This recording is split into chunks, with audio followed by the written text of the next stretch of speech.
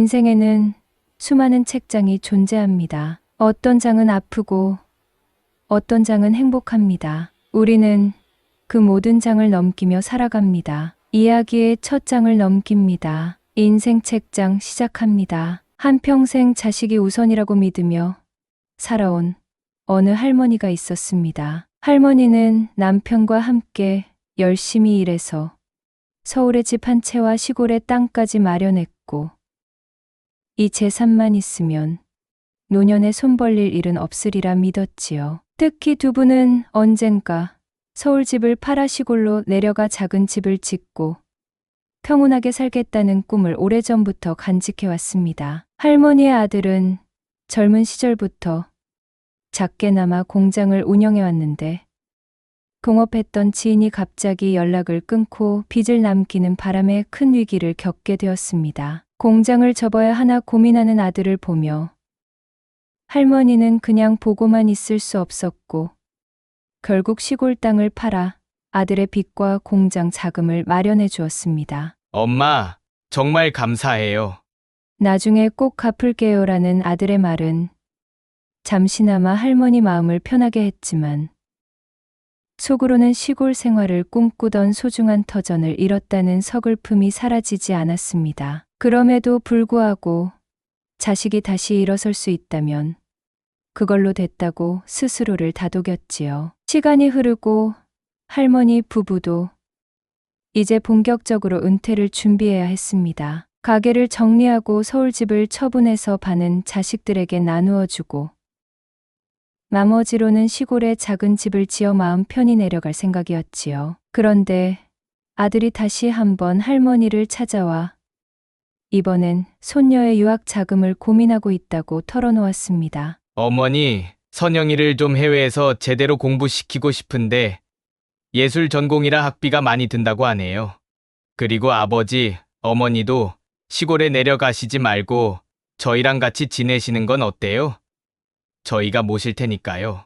할머니는 처음엔 함께 산다는 말이 의외여서 살짝 당황하기도 했습니다. 젊은 부부와 나이 든 부모가 같이 지내면 어쩐지 서로 불편할 것 같아서였죠. 하지만 아들은 오히려 어머니 아버지가 따로 계시면 외로우실 수도 있고 손녀 교육 자금을 지원해 주시면 저도 열심히 해서 나중에 두 분이 원하시는 공간을 꼭 마련해 드리겠다고 계속 설득했습니다. 부모를 모시고 싶다는 그 말이 할머니 마음을 조금은 달래주기도 했고 무엇보다 손녀에게 좀 더 넓은 세상을 보여주고 싶다는 간절한 바람 때문에 할머니 부부는 결국 노후 자금을 아들에게 건네주고 남은 삶을 아들 집에서 보내기로 결정했습니다. 처음 몇 달은 제법 괜찮았습니다. 손녀는 해외로 떠나 있고 며느리도 함께 가서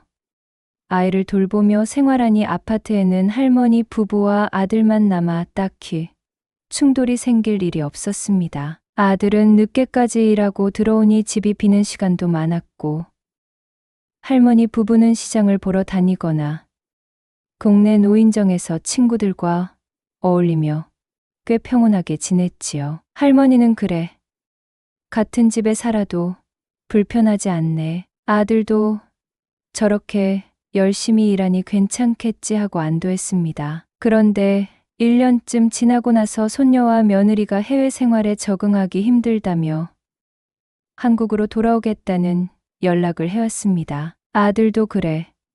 너무 힘들면 돌아오는 게 낫지라고 말했지만 문제는 아파트 공간이 여유롭지 않다는 사실이었습니다. 손녀가 성장기라 방음 시설이 잘 된 곳에서 연습하고 싶다는 얘기도 있고 며느리는 며느리대로 그동안 정든 해외 생활을 접고 돌아와야 한다는 부담으로 신경이 예민해져 있었습니다. 결국 내 식구가 다시 한 지붕 아래 모이게 되었고 집 안은 이전처럼 여유롭지 않았습니다. 특히 며느리는 낮에도 집에 있는 시간이 길었고 할머니와는 생활 습관과 사소한 일 처리 방식도 달라서 종종 충돌이 생겼습니다. 설거지를 할 때 사용하는 세제 양부터 다닥 청소 주기까지 의견이 맞지 않을 때면 서로 내가 언제 이렇게까지 간섭받으며 살아야 하나 싶은 마음이 들었습니다. 더욱이 손녀가 연습을 해야 한다고 하면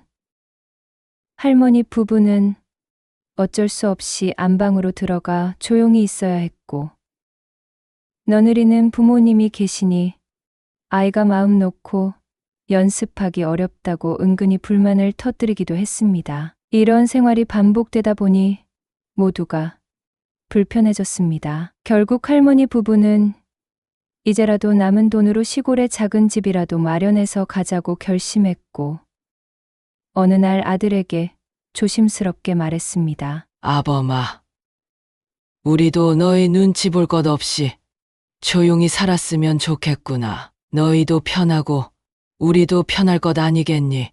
조금이라도 남아있는 돈을 꺼내서 시골로 내려갈까 한다. 그때 아들은 난감한 표정으로 대답했습니다. 어머니, 사실 그 돈은 이미 사업에 다시 투자했고 생각보다 비용이 많이 들었어요. 남아있는 게 거의 없어서 당장 부모님께 돌려드릴 방법이 없습니다. 할머니는 그 말에 큰 충격을 받았습니다. 이미 시골 땅도 팔았고 서울 집과 가게마저 정리해 손녀 유학과 아들의 재투자 자금으로 다 썼는데, 이제 남은 게 없다는 말은 곧 자신들은 앞으로도 아들 집에서 어쩔 수 없이 얹혀 살 수밖에 없다는 뜻이었습니다. 남편과 마주 앉아 할머니는 아니, 우리가 이 나이에 어떻게 독립할 수 있겠어? 일할 수도 없고 돈도 없고 집도 없는 데라고 한숨을 내쉬었습니다. 두 분은 평생 아들만 믿고 살아왔는데, 이렇게 경제적 자립도 의지할 곳도 모두 잃게 될 줄은 상상조차 못했습니다. 무엇보다 마음을 더 아프게 하는 건 며느리와 아들이 서로 부모를 불편해하고 있는 기색이 역력하다는 거였습니다. 막내딸에게도 가볼까 생각해봤지만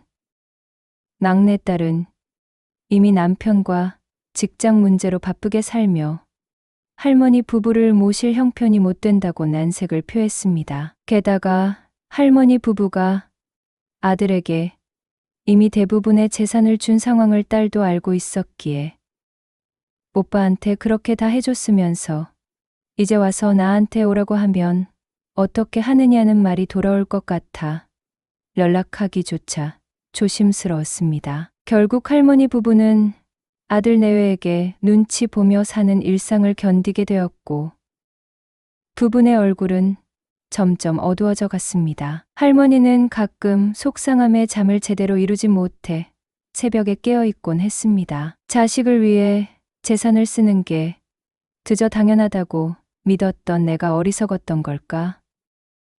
조금 더 신중했더라면 우리가 이렇게까지 어려워지진 않았을 텐데 하고 후회하는 마음이 계속 깊어졌습니다. 이처럼 재산을 미리 넘겨주는 것이 토도받을 준비라고만 생각하다 보면 자식도 힘들어지고 부모도 힘들어지는 상황이 벌어지기 쉽습니다. 결국 나이가 들어서도 내 삶을 지켜줄 자산과 마음가짐이 얼마나 중요한지를 이 할머니 사례가 보여주고 있습니다. 이런 상황을 피하려면 어떻게 해야 할까요? 우선 내 노후를 위해서는 재산을 전부 넘기지 말고 꼭 일정 부분은 남겨두어야 합니다. 자식에게 예쁨 받고 싶고 더 잘해주고 싶어도 모든 걸 내어준 뒤에 버팀목이 없으면 의지할 곳도 갈 곳도 없어질 수 있기 때문입니다. 다음으로 몸이 허락한다면 일거리나 취미 활동을 계속해서 경제적 자립과 정신적 건강을 유지해야 합니다. 돈과 별개로 계속 무언가를 하고 있다는 사실이 사람을 생기 있게 만듭니다. 마지막으로 아프면 모아둔 재산도 쉽게 사라지니 무엇보다 건강을 챙겨야 합니다. 나이가 들수록 잔병치레가 늘고 병원에 드나드는 일이 많아지지만 가능한 한 꾸준히 운동하고 검진을 받으며 큰 질환을 미리 예방하는 것이 현명한 노후의 핵심입니다. 결국 부모와 자식이 서로에게 짐이 되지 않으려면 각자의 삶과 책임을 존중하면서 필요할 땐 돕고 의지하되 무조건 한쪽이 모든 걸 떠안지는 않아야 합니다. 돈과 마음의 균형을 지키는 것.